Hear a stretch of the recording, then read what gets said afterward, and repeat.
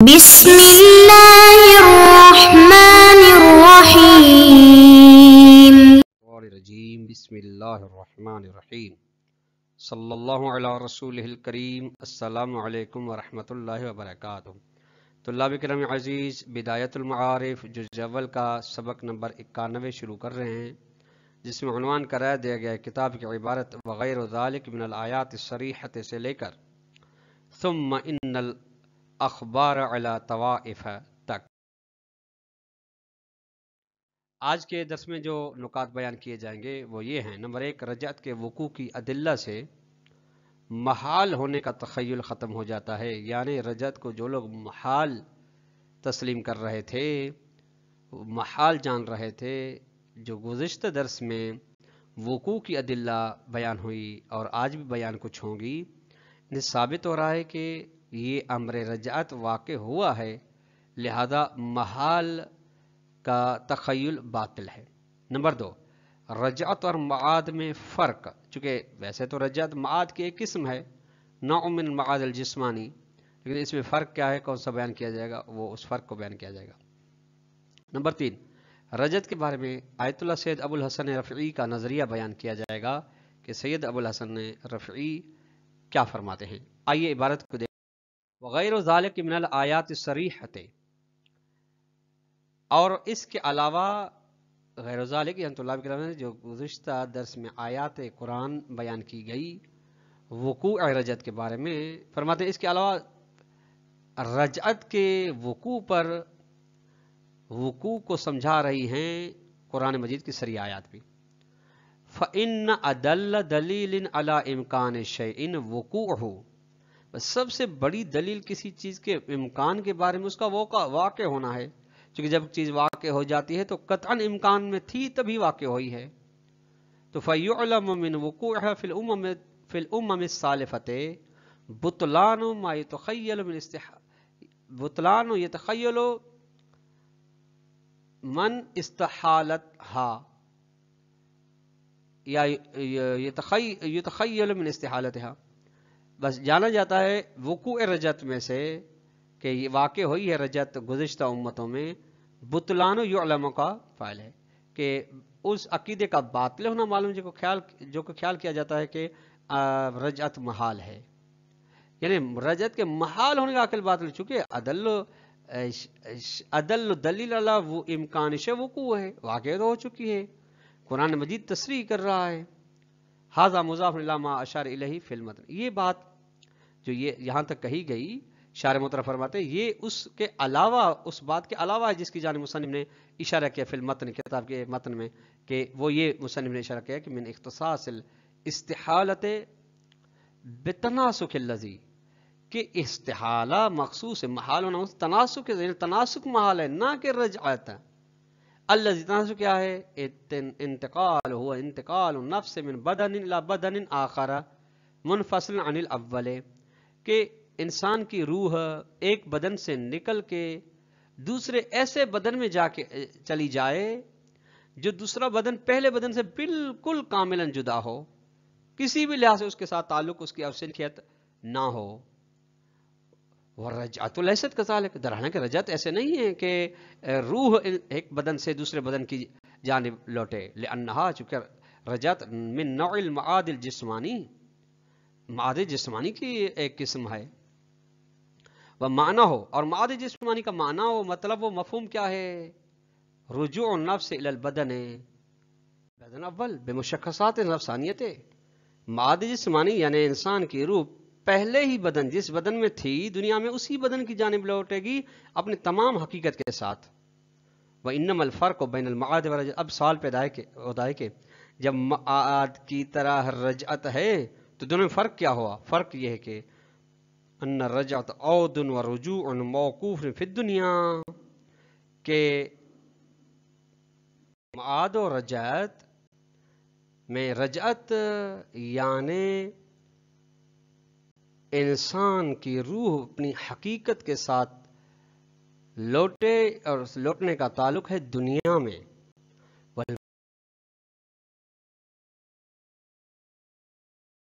فی الآخرت ہے، کہ یہی روح اپنی حقیقت اور مشخصات کے ساتھ بدن میں ہی لوٹے گی لیکن آخرت میں. لہذا رجعت کا تعلق دنیا کے ساتھ ہی ہے اور معاد کے ساتھ، معاد جسمانی کا تعلق آخرت کے ساتھ ہے. الا ان رجعت کل معاد، اس کے علاوہ کہ رجعت معاد کی مانند، رجعت کا معاد کی مانند ہونا، لا تستلزم، ہرگز سبب یہ نہیں بنتا کہ عود ما خرج من القوت الى الفعل الى القوت ثانیا، کہ ایسی چیز لوٹے کہ لوٹ کر آتی ہے جو بالقوہ ہونے سے خارج ہوئی ہے بالفعل کی جانب، پھر لوٹے گی بالقوہ کی جانب. طلاب کرام عزیز، بالقوہ یعنی جس میں کمالات حاصل کرنے کی صلاحیت موجود ہے، بالفعل یعنی کمال حاصل ہو چکا ہے، اس کمال کی منزل کے فائز ہو چکا ہے. اب یہ دو اصطلاح ہیں. ٹھیک، جب موت آ رہی ہے، موت طلاب کرام عزیز اس عالم میں آنے کے بعد دو کلی حوالے سے ویسے دو اسباب، دو سبب کی بنا پر آتی ہے. ایک یہ کہ اس دنیا میں اس بدن کے ذریعے سے انسان کو جو کمالات حاصل کرنے تھے وہ حاصل کر لیے ہیں، تب اس کی موت ہوتی ہے. یعنی بالقوہ کے منزل سے بالفعل کی تمام منزل جو اس کی ظرفیت کے مطابق تھی اس تک پہنچ گیا ہے، بس اس کی لمٹ، اس کا وقت پورا ہو گیا اس لیے چلا جائے. یا نہیں، اس بدن کے ذریعے سے جو کمالات حاصل کرنا چاہتے ہیں اس بدن میں کوئی مسئلہ ہو گیا ہے، کوئی بیماری، کوئی حادثہ، کوئی چوٹ، کوئی زخم آ گیا جس کی بنا پر وہ اس دنیا سے چلا جاتا ہے، لیکن پھر بھی وہ کمال رہتا ہے. اب سوال پہلی فرض میں ہے، یہ عبادت کا ٹکڑا. رجعت کا مطلب ہرگز یہ نہیں بنتا کہ انسان جو کہ بالفعل تھا وہ دوبارہ جب لوٹ رہا ہے تو وہ بالقوہ کی جانب چلا گیا، یہ ہرگز مطلب نہیں ہے. فَإِنَّ مِنَ الْجَائِزِ، چونکہ یہ فاء تعلیلیہ ہے، لا تستلزم کی علت ہے، چونکہ ممکن ہے، جائز یعنی ممکن ہے کہ یستعد الانسان لکمال موجود فی زمان بعد زمان حیاتہ دنیاوی الاولی فیموت. ممکن ہے کہ انسان استعداد رکھے، پیدا کرے ایسے کمالات کی حاصل کرنے کی جو موجود ہیں ایک زمانے میں پہلی دنیاوی حیات کے وقت کے بعد، فیموت پھر مر جاتا ہے، ثم اس کے بعد یحیی یا یحیا اسے زندہ کیا جاتا ہے لحیات الکمال، لحیاضت الکمال، تاکہ پہنچ سکے اس کمال تک، المعد لہو فی الزمان ثانی، جو اس کے لیے دوسرے وقت میں یعنی وہاں سے واپس آنے کے بعد معین کیا گیا ہے. او یستعد لکمال مشروط، یا پھر یستعد یا استعداد رکھتا ہے انسان ایک کمال مشروط کے لیے، لیکن اس کمال مشروط شرط یہ ہے کہ بتخلل حیات ما فی البرزخ، حیات برزخی کا فاصلہ ہو، فیعود الی الدنیا، بس دنیا کی جانب لوٹتا ہے بعد استفائی شرط، اس شرط جس کے ساتھ مشروط ہے اس کے مکمل ہونے کے بعد. فیجوز علی احد الفرضین رجعت الی الدنیا من غیر محظور المحال، بس ممکن ہے دونوں فرضوں کی بنا پر رجعت علی احد الفرض الرجعت، یجوزوں کا فاعل ہے، ممکن ہے کہ دونوں فرضوں کے میں سے کسی ایک کی بنا پر دنیا کی جانب رجعت ہو، لیکن من غیر محظور المحال، بغیر اس کے کہ کوئی اشکال محال کا پیش آئے، محال ذاتی یا محال وقوعی، دونوں میں سے کوئی اشکال اس پہ لازم نہیں آ رہا. جب لازم نہیں آ رہا تو ہرگز کوئی بھی تفسیر کی جائے کہ بالفعل کے مرحلے کمال میں سے کچھ رہتے تھے اس لیے لوٹ رہا ہے، یا اس کے مکمل ہو تو چکے تھے یا مشروط تھے، کوئی بھی ہو لیکن لوٹے گا. صحیح، اس میں کسی بھی قسم کا محال ذاتی یا محال وقوعی لازم نہیں آ رہا ہے. شارح محترم فرماتے ہیں، علامہ کی بات کے آگے بڑھے تو تمام الکلام موکول الی غیر ھذا المقام، تمام گفتگو اس رجعت کے حوالے سے موقوف کی گئی ہے اس مقام کے علاوہ کی جانب. تفسیر میزان جلد نمبر 2 صفحہ 110. ھذا مضافن، یہ علامہ طباطبائی کی بات اور یہاں تک جو بات تھی اس کے علاوہ ہے، اس بات کے علاوہ ہے کہ الی ما افادہ آیت اللہ سید ابو الحسن رفعی فی رجعت الائمہ، جو سمجھائی آیت اللہ سید ابو الحسن رفعی نے ائمہ علیہ السلام کے رجعت کے بارے میں، بما حاصل ہو، جس کا خلاصہ یہ ہے کہ من ان تناسخہ عود الروح الی البدن الاخر،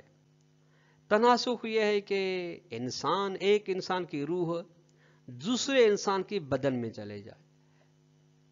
یعنی فرض کریں زید ہے اس دنیا سے چلا جاتا ہے، اس کی بدن سے روح جدا ہو جاتی ہے، پھر کسی جنین میں، کسی بچے میں، کسی موجودہ یہاں کی مخلوق میں اس کی روح چلی جائے، پھر اسی روح کے مطابق وہ زندگی بسر کرے، پھر اس کی روح نکلے گی، پھر دوسرے میں یہ تسلسل مع علیہ من الفعلیت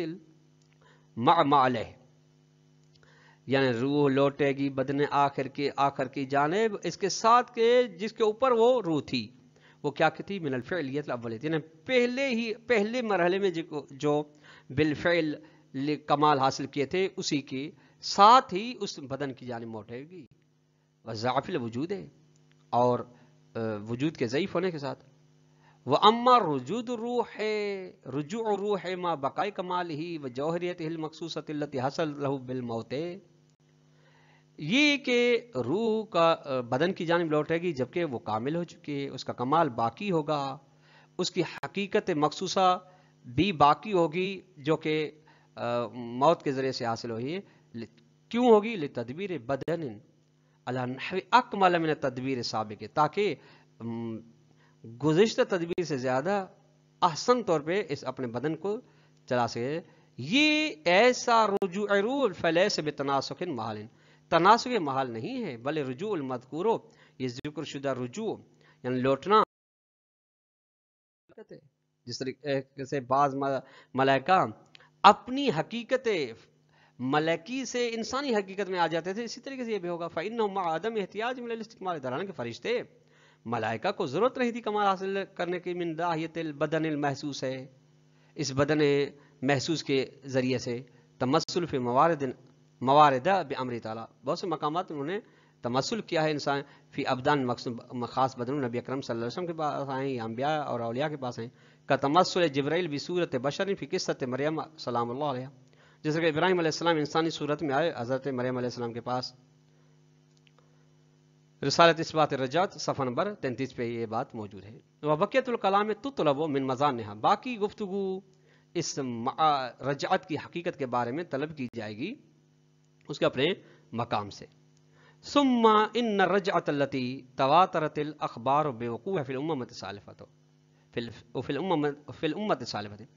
وہ بس رجعت جس کے واقع ہونے کے بارے میں متواتر روایات آئی ہیں کہ واقع ہوئی ہے یہ رجعت امت سالفہ میں، گزشتہ امتوں میں، تقع، یہ رجعت واقع ہوگی بعد ظہور الامام مہدی علیہ ارواحنا فدا، جب امام زمانے سے ظہور فرمائیں گے تب، جس رجعت کے بارے میں روایات بتا رہی ہیں، یا جس رجعت کے بارے میں ہم عقیدہ رکھتے ہیں، وہ امام زمان علیہ السلام کے ظہور کے بعد واقع ہوگی، ابھی نہیں، نہ اسے قبل ہوئی ہے۔ ثم ان المرجوعین هم الاشخاص وذواتهم، پھر جو لوٹیں گے اس دنیا میں امام کے حضور کے بعد، وہ خود اشخاص ہوں گے، ذوات ہوں گے، لا رجوع اوصاف ذواتہم، جیسا کہ بعض نے کہا ہے کہ نہ کہ وہ لوٹیں گے ان کی صفاتوں اور ان کی حکومتیں، چونکہ بعض نے یہ مراد لیا ہے کہ رجعت، بعض علماء یہ تعویل کرتے ہیں کہ رجعت سے مراد یہ ہے کہ ان کے دولت و صفات لوٹیں گے، فإنهم اجنبی، یہ رجوع اوصاف و دولت یہ اجنبی ہیں صریح اخبار و حقیقت رجعت، اخبار کی سرحد کے برخلاف ہیں، رجعت کی حقیقت جس کے پیچھے گزشتہ دروس میں تبیین ہو چکی ہے اس کی حقیقت سے اجنبی ہیں، تعلق نہیں رکھتے۔ یہ دوسری چیز ہے، حکومت کا آنا، اوامر اور نواہی کا لوٹنا، یہ دوسری چیز ہے، اور اسی بدن کے ساتھ انسان لوٹے، یہ دوسری چیز ہے۔ کما ان الرجوع علی اوصاف لا اختص بآخر زمانے، جس طریقے سے اوصاف کا لوٹنا مخصوص نہیں ہے آخری زمانے کے ساتھ، بل وہ امر واقع من لدن خلقت آدم، بلکہ یہ تو مسئلہ کہ انسان کی صفات واپس آئے اس جانب، اس عالم کی جانب، یہ تو سلسلہ چل رہا ہے آدم علیہ السلام کی خلقت سے لے کر، چونکہ فإن كل نبی وصی کان یقوم فی مقام نبی او وصی سابق، چونکہ ہر نبی، ہر وصی قائم مقام ہوتا ہے دوسرے نبی کا، یا قائم مقام ہوتا ہے دوسرے ایک وصی دوسرے سابق کا وصی کا، بل اصحابہم ایضا، اصحابہم ایضا، اصحاب بھی انبیاء کے،